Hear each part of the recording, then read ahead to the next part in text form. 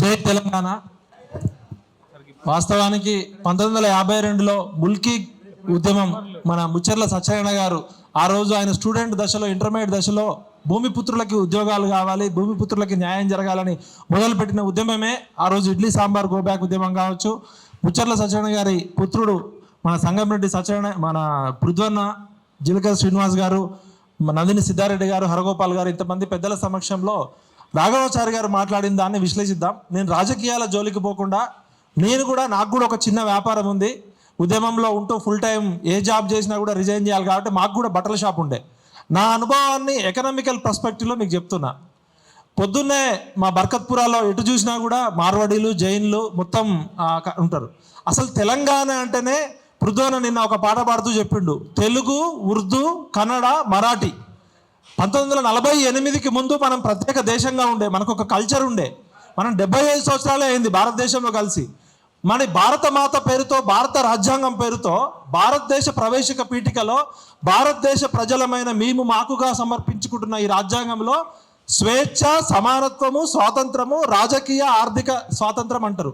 మరిక్కడున్న తెలంగాణలో ఉన్న పద్మశాలి ఆత్మహత్యలు ఎందుకు పెరుగుతున్నాయి?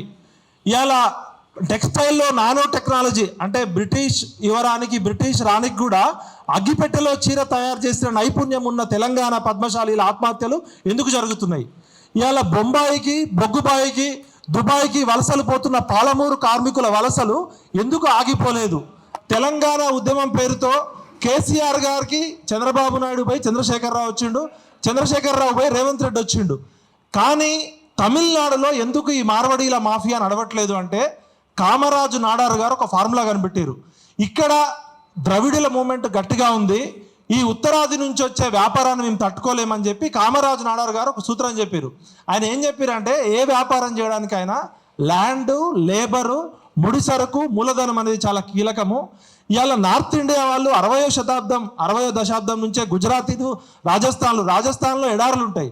ఎడారిలో ఏముంటుంది? మార్వాడి అంటే ఏంది? ఎడారి ప్రాంతంలో నివసించేవారు.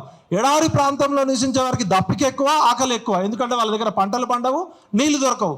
కాబట్టి వాళ్ళు 60వ దశాబ్దం నుంచే వ్యాపారాలకి ప్రపంచం అంతా పోయారు. వాళ్ళు ఒంటె గినక ఏ విధంగా అయితే ఫస్ట్ ఒక తల పెడుతుందో గుడారంలో, తల పెట్టిన తర్వాత కాళ్ళు పెడుతుంది, కాళ్ళు పెట్టిన తర్వాత శరీరం మొత్తం పెడుతుంది. ఈ తమిళనాడులోకి మార్వాడీలను మేము రానిచ్చేది లేదు. మా నాడార్ కమ్యూనిటీకి అత్యధికంగా చదువులు లేవు, మేము వ్యాపారం చేసి బతకాల్సిందే అని చెప్పి ఇందిరాగాంధీ గారికి సపరేట్ రిక్వెస్ట్ పెట్టి నాడార్ కమ్యూనిటీకి ఆ రోజే రాష్ట్ర ప్రభుత్వం నుంచి, కేంద్ర ప్రభుత్వం నుంచి ప్రత్యేకంగా చిన్న తరహా వ్యాపారస్తుల కోసం కామరాజు నాడార్ గారు బ్యాంకుల నుంచి ప్రత్యేక లోన్లు తీసుకొని అక్కడ నాడార్ కమ్యూనిటీని కాపాడుకున్నాడు. ఇవాళ మార్వాడి వాళ్ళు వ్యాపారం చేయాలంటే వాళ్ళకి మూలధనం వితౌట్ ఇంట్రెస్ట్ వస్తుంది. బ్యాంకులన్నీ వాళ్ళ చేతుల్లో ఉన్నాయి, రాజ్యాధికారం వాళ్ళ చేతుల్లో ఉంది. ఈ గుజరాత్లో అదానీ, అంబానీ, చోక్సీలు ఏ విధంగా అయితే బ్యాంకులు ఎగ్గొట్టిరో కొన్ని లక్షల కోట్లు, ఈ గుజరాతీలు మొత్తం బ్యాంకుల్ని కంట్రోల్ చేస్తున్నారు. మొన్నగాక నిన్న మనం మోడీ గారు కొత్త నోట్లు ప్రవేశపెట్టినప్పుడు 80,000 కోట్ల రూపాయల కొత్త నోట్లు ఆర్బీఐకి చేరక ముందే ప్రింటింగ్ ప్రెస్ నుంచి పక్కకు పోయినాయని చెప్పారు. అది అవునా కదా? మీరు చూసిరా లేదా? ప్రింటింగ్ ప్రెస్ నుంచి ఆర్బీఐ చెస్ట్కి చేరాల్సిన నోట్లు కొంతమంది గుజరాతీల చేతుల్లోకి పోయాయని మనం చూసినాం. కర్రు నోడిదే బర్రే, నోరు నోడిదే రాజ్యం. ఇవాళ వ్యాపారంలో ఒకవైపు మనం ఇండియా గ్యాట్ ఒప్పందం ఉంది, అది అంతర్జాతీయ సంబంధాలు. గ్యాట్లో మనం సంతకం చేసినాం. ఫ్రీ ట్రేడ్ పేరుతో చైనా ఒకవైపు విపరీతంగా తక్కువ ధరకి కుటీర పరిశ్రమలు, కులవృత్తులు కూలబడుతుంది.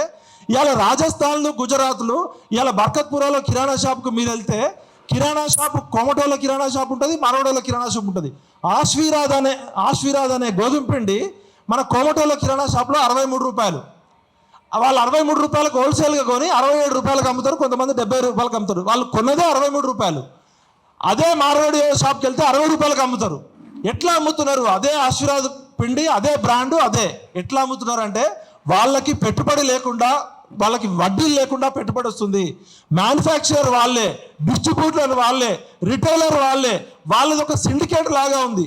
వ్యాపారము సమాన స్థాయిలో ఉన్న వాళ్ళ మధ్య పోటీ ఉండగలరు. కానీ ఈ గుజరాత్ వ్యాపారస్తుడికి 100,000 సంవత్సరాల నుంచి వ్యాపారంలో అనుభవం ఉంది. వ్యాపారాన్ని వ్యాపారంగా చేసే కమ్యూనిటీ కోమటోళ్ళది, వ్యాపారాన్ని యుద్ధంలాగా చేసే కమ్యూనిటీ గుజరాత్ కమ్యూనిటీ. ఇది నాకు నా గుజరాత్ మిత్రుడు చెప్పిండు. మేము వ్యాపారాన్ని యుద్ధంలాగా చేస్తాం, యుద్ధంలో గెలవడం కోసం ఎన్ని చిట్కాలు పాటించాలో అన్ని పాటిస్తామని చెప్తున్నారు. మనం వ్యాపారం అనేది సేవా రంగంలో మన కోమటల్లో మన పద్మశాలిలో బట్టల షాప్ ఉండేది. ఇప్పుడు డీమార్ట్ షాప్ పెడితే 100 కిరాణా షాపులు పోతున్నాయి, అవునా కాదా? మరి డీమార్ట్ తోడికి అదే వస్తువు తక్కువ ధరకు ఎట్లా వస్తుంది? డీమార్ట్ని మింగేటోడు వాల్మార్ట్ ఉన్నారు. అట్లా పెద్ద చేపని చిన్న చేపని తిమింగలం మింగుతుంటే ఇవాళ తెలంగాణలో కుల వృత్తులన్నీ కూలిపోయినాయి, వృత్తులన్నీ దోపిడీకి గురవుతున్నాయి. మా భార్య నేను ఒక 5 సంవత్సరాలు బట్టల షాప్ అమ్మినాం. మేము బట్టలు హోల్సేల్గా ఒకప్పుడు ఓల్డ్ సిటీలో కాటేదాన్లను లేకపోతే సికింద్రాబాద్ నుంచి తెచ్చుకునే వాళ్ళం. ఇక్కడ తయారు చేసే పద్మశాలీలని మిషన్ మింగేసింది, చేతి వృత్తులని హ్యాండ్లూమ్ని పవర్లూమ్ మింగేసింది. ఇవాళ సూరత్, బాంబే, అహ్మదాబాద్ ఫస్ట్ ఏదన్నా ఒక అమ్మాయిల బట్టలు మంచి డిజైనర్ తయారైందంటే బాంబేలో ఒరిజినల్ డిజైనర్ తయారవుతుంది. అది బాంబేలో తయారైంది 5,000 10,000 ఉంటుంది. దాన్ని అహ్మదాబాద్లో గుజరాత్ వాళ్ళు కాపీ కొట్టి 2,000కో 3,000కో అమ్ముతారు. దాన్ని సూరత్లో ఉన్న గుజరాత్ వాళ్ళు 300 నుంచి 500కి అమ్ముతారు. ఆ 3 చూడడానికి ఒకటే రాగా ఉంటాయి, first copy, second copy, third copy. ఇవాళ మనం ట్రూప్ బజార్కి పోతే 90% ఎలక్ట్రిక్ వస్తువులు డూప్లికేట్ దొరుకుతున్నాయా లేదా? అవన్నీ ఎవరి చేతిలో ఉన్నాయి? నాసిరకం వస్తువులు, నాణ్యత లేని వస్తువులు ఒకవైపు ఉండి పెట్టుబడి లేకుండా వడ్డీలు లేకుండా వాళ్ళు బ్యాంకుల నుంచి లోన్లు తెచ్చుకొని ఒక సిండికేట్ లాగా తయారయ్యారు వీళ్ళు. మనం ఇలా కర్ణాటక వాళ్ళని ఏమనట్లే, లేకపోతే మరాఠీ వాళ్ళని ఏమనట్లే, బీహార్ వాళ్ళని ఏమనట్లే, లేకపోతే వెస్ట్ బెంగాల్ నుంచి వచ్చిన వాళ్ళు ఎవరిని ఏమనట్లే. హైదరాబాద్ అనేది ఇంక్లూజివ్ కల్చర్, దక్కన్ పీఠభూమి అనేది అందరినీ రమ్మన్నది. ఏ బాంబే లాగానో ఏ ఢిల్లీ లాగానో లోకల్ నాన్ లోకల్ ఉద్యమాలు ప్రపంచవ్యాప్తంగా జరుగుతున్నాయి. అమెరికాలో జరుగుతున్నాయి, ఆస్ట్రేలియాలో జరుగుతున్నాయి. మొత్తం ప్రపంచంలో లోకల్ నాన్ లోకల్ ఉద్యమాలు జరిగితే నష్టపోయింది కేవలం తెలంగాణ భూమిపుత్రులే. ఏ తెలంగాణ భూమిపుత్రుడు ఏ ఆంధ్రోళ్ళ మీద దాడి చేయలే, ఏ మార్వాడి వాళ్ళ మీద దాడి చేయలే, ఏ గుజరాతీల మీద దాడి చేయలే. రమ్మని పిలిచిన హృదయం ఉన్న కల్చర్ హైదరాబాద్ కల్చర్.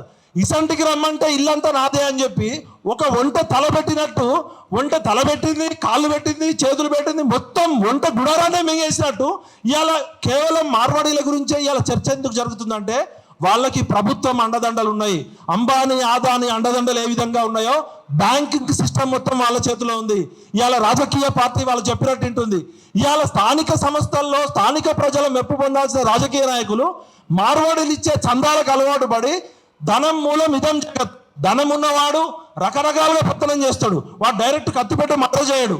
మన వ్యవస్థలని, మన వృత్తులని, మన కుల వృత్తులని మొత్తం మింగింది ఎవరు అంటే ఇవాళ ఒక పృథ్వనో ఒక తెలంగాణ శామో మాట్లాడితే మొత్తం 2 తెలుగు రాష్ట్రాల్లో నుంచి ఎందుకు సోషల్ మీడియాలో మెసేజ్ వస్తుంది.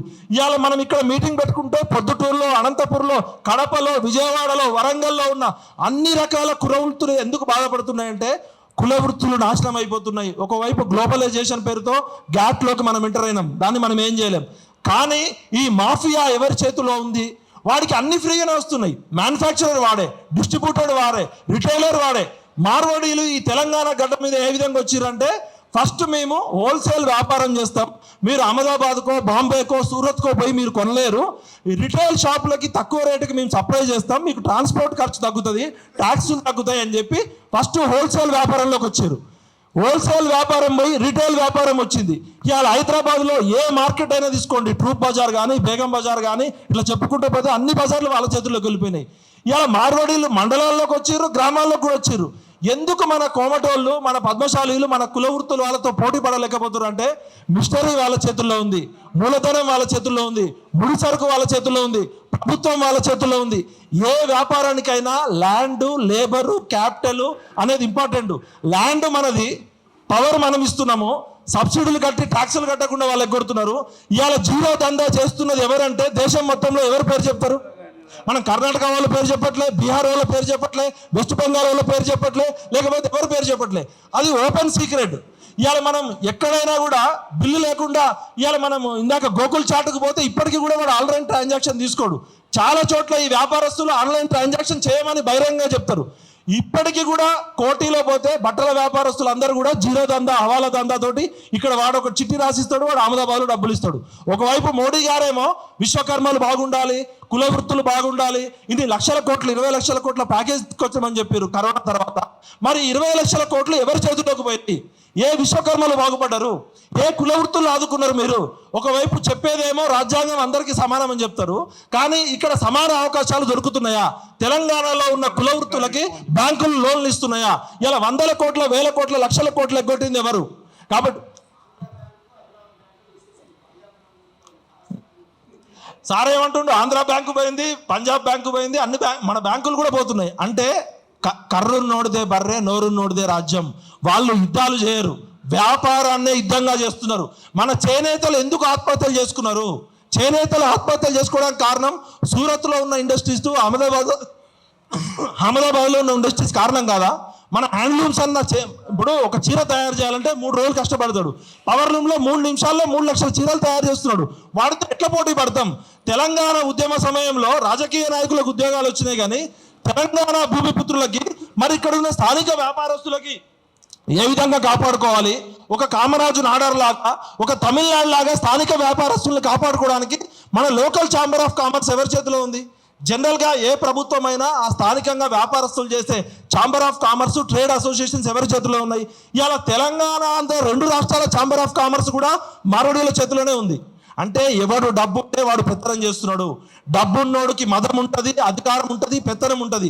ఇవాళ మార్వాడీలు కానీ గుజరాతీలు కానీ డబ్బు మనందరికన్నా ఎక్కువ ఉంది.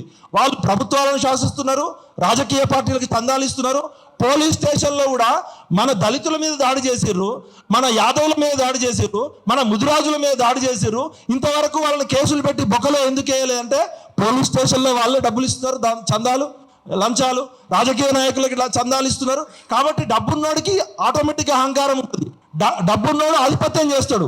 ఇవాళ మనం డైరెక్ట్ మార్వాడి గో బ్యాక్ అని ఎందుకు అంటున్నాం అంటే గ్రామీణ ప్రాంతాల్లో కూడా ప్రజలు అన్ని రకాలుగా ఇబ్బందులు పడుతున్నారు.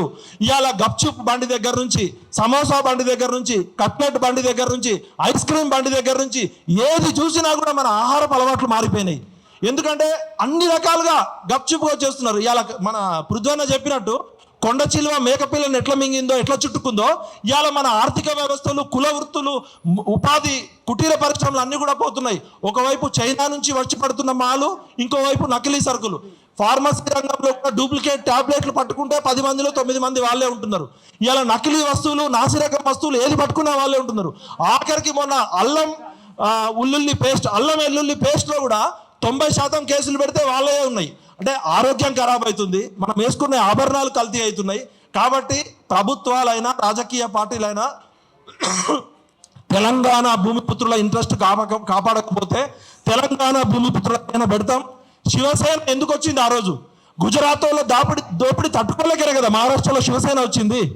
ఎందుకు బాల్ ఠాకరే గారు అక్కడ అందరికీ వాళ్ళకి ఆరాధ్య దయమైండు? ఎందుకు కామరాజు నాడారు ఇప్పటికీ వాళ్ళకి తమిళనాడులో ఉన్నాడు? ఖచ్చితంగా రాజకీయ పార్టీలు ఏవైనా తెలంగాణ సమాజంలో ఉన్న దళితులు కానీ, బీసీలు కానీ, కోమటోళ్ళు కానీ అన్ని వ్యాపార వర్గాలకి, స్థానికులకి ఉద్యోగాలు దక్కాలి. స్థానిక వ్యాపారస్తుల కోసం ఈ రాష్ట్ర ప్రభుత్వం ఇమీడియట్గా ప్రత్యేక రక్షణలు చేయాలి. శ్యామ్ని బెదిరిస్తున్నారు, చంపేస్తామని. శ్యామ్కి అండగా తెలంగాణ సమాజం ఉంటుంది. మాలో మాకేమైనా ఉంటే మేము మాట్లాడుకుంటాం, కానీ పక్కూరోడు వచ్చి మా మీద దాడి చేస్తా అంటే ఊకోం గిడ్డ. ప్రాంతం వాడు మోసం చేస్తే ప్రాంతంలోనే పాత్ర పెడతాం, ప్రాంతేతరుడు దోపిడీ చేస్తే ప్రాంతం నుంచి తరిమి కొడతాం. కాళోజీ గారు ఇచ్చిన స్ఫూర్తితోటి పొట్టకూటి కోసం వచ్చిన వాళ్ళతోటి మాకు ప్రాబ్లం లేదు. పొట్ట కొట్టడానికి వచ్చి ఇవాళ ఆఖరికి పృథ్వన్న చెప్తున్నాడు సుపారీలు ఇచ్చి మర్డర్లు కూడా చేపిస్తున్నారట. కాబట్టి వాళ్ళు ఏదో వాళ్ళ పని వాళ్ళు చేసుకుంటులే, వాళ్ళు అన్ని రకాల కుట్రలు చేస్తున్నారు. వ్యాపారమే నిజమైన రాజకీయం. ఇవాళ వాళ్ళు రాజకీయం చేస్తున్నారు, పేరుకు వాళ్ళు ఉండకపోవచ్చు, కానీ ఇవాళ అన్ని రాజకీయ పార్టీలకి దందాలు ఇచ్చి అన్ని రాజకీయ పార్టీలను వాళ్ళ వైపు పెట్టుకున్నారు. ముఖ్యంగా ఇక్కడ ఉన్న అన్ని రాజకీయ పార్టీలు ఈ ఇష్యూ మీద వాళ్ళ స్టాండ్ వైఖరి చెప్పాలి. తెలంగాణ భూమిపుత్రుల సేన ఖచ్చితంగా రావాలి. తెలంగాణలో ప్రాంతంలో పుట్టిన ప్రతి ఒక్కరికి న్యాయం జరిగే వరకు ఉద్యమం ఉంటుంది.